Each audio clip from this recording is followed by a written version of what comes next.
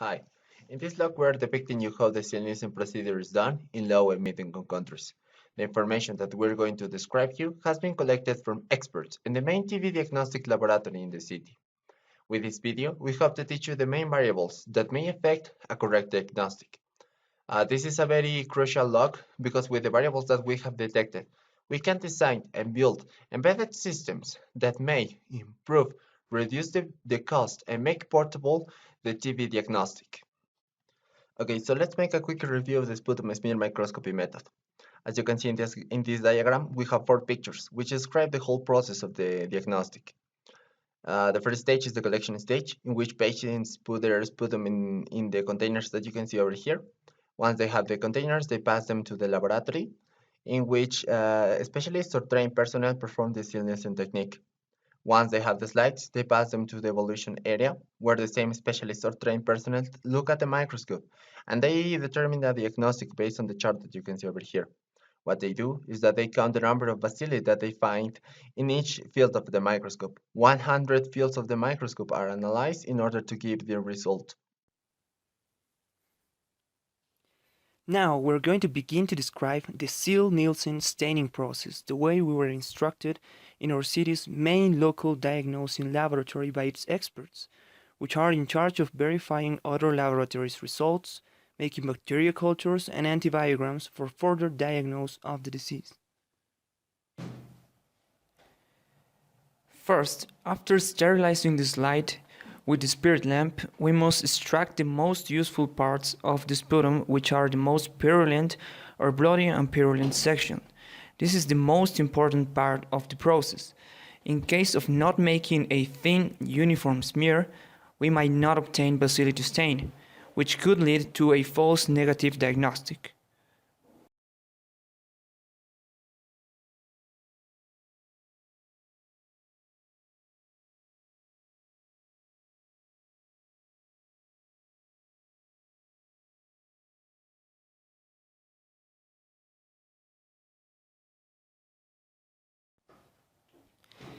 Now, for the staining process, the reagents are carbylfuchsin, acid alcohol, and methylene blue. First, we have to flood the entire slide with the carbylfuchsin solution.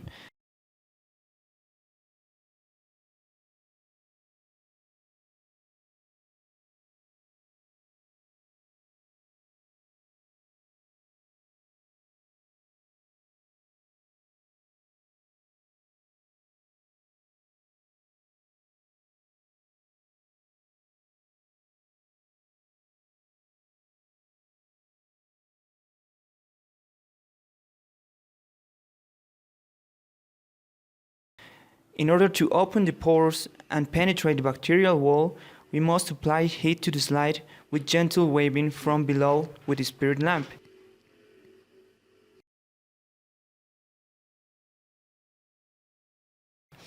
Until white fumes arise from the fuchsin, being careful not letting the solution boil or dry. We must obtain the fumes 3 times. Then let the slide cool down and pour off the fuchsin.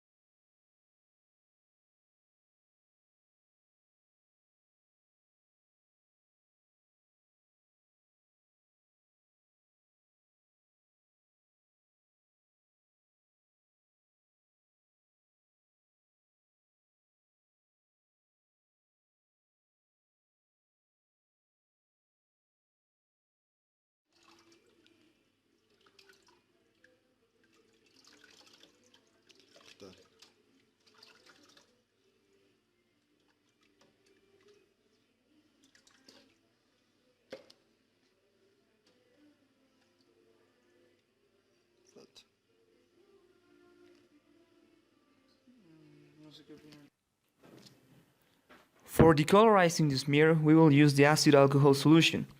Since this is an acid-fast bacteria, it will not be affected by this substance, but everything around it will. Once we pour the acid alcohol solution, we let it settle for 1 minute.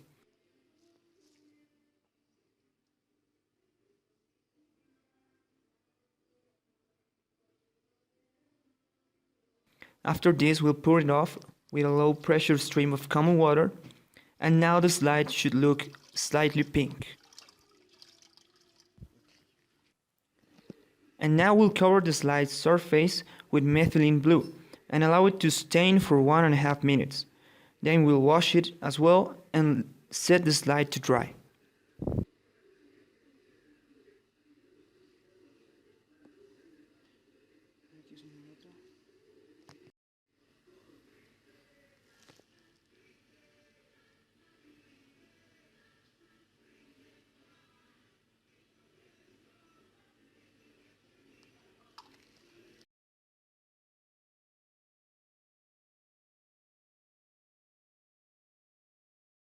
Now we're going to start with the part of the conclusions. As you have seen in the video, the Zhiel Neelsen staining procedure requires a lot of training.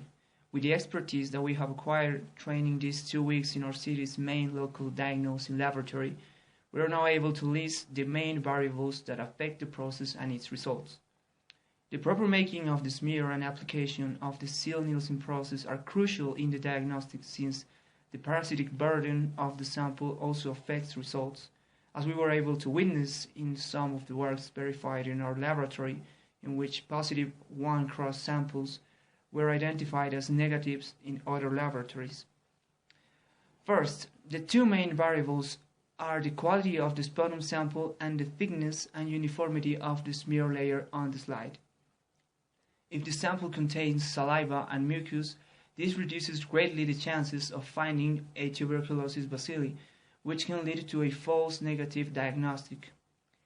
And also hormone states of the patient can affect samples, as in ovulating women, whose high estrogen production leads to saliva crystallization. Moreover, a thick smear produces lots of fuchsin and methylene blue precipitates. When heat is applied, that may hide the bacteria and create a false positive result. The precipitates are seen as crusts by the human eye and as huge useless stains in the microscope. Another variable that we have identified in the process is reagent concentration, which are prepared as detailed in the recipe presented in this video, and is how they are made in our city's lab. Also, since the cell wall of Mycobacterium tuberculosis contains waxy substances such as mecolic acid that makes it impervious to staining by aqueous staining solutions, we conclude that reagents must never contain high water concentrations, and this should be replaced with ethanol, which is miscible in the wall cell.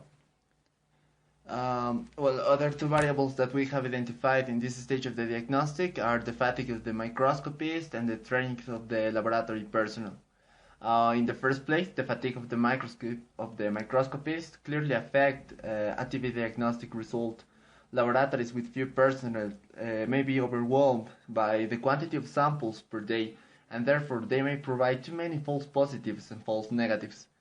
In the second place, we have detected a correlation between reagents and trained personnel. Whenever one fails, the other is destined to fail as well. On one hand, if a bad reagent is used, then it does not matter how well the microscopist is. He is never going to achieve a correct diagnostic. On the other hand, if good reagents are used but there is no trained personnel, then the diagnostic will not be achievable, because laboratories will never be able to make even a good slide. With this log, we have to have covered all the variables that may affect a correct TB diagnostic in the Zhiel Neelsen preparation stage. This log will be extremely helpful in the design and implementation of the set of automated devices that will aid in the diagnostic.